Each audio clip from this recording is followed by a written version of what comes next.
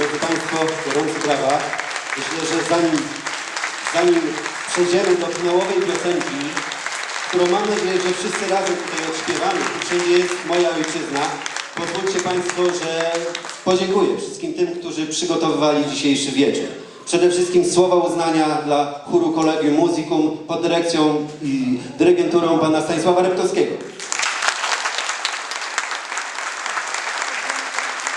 Serdeczne podziękowania dla orkiestry, jednak muzyka na żywo to jest zupełnie inny przekaz. Orkiestra Dęta Bytowskiego Centrum Kultury pod dyrekcją pana Jana Steca.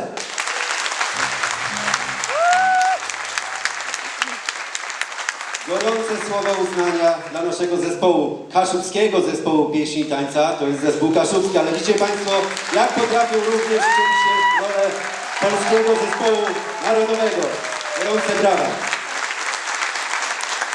Choreografem zespołu jest pani Joanna Jeśmontowicz.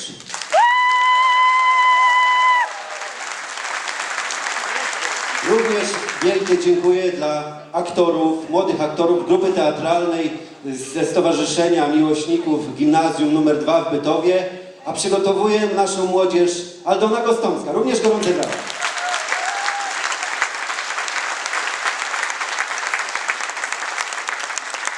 Ja również oczywiście po zakończeniu zapraszam wszystkich Państwa na skromny poczęstunek, kawa, herbata w foyer naszego teatru. Także zapraszam serdecznie.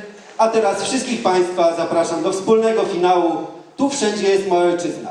Mam nadzieję, że każdy zna słowa piosenki. Zapraszam do wspólnego śpiewania. Dziękuję bardzo.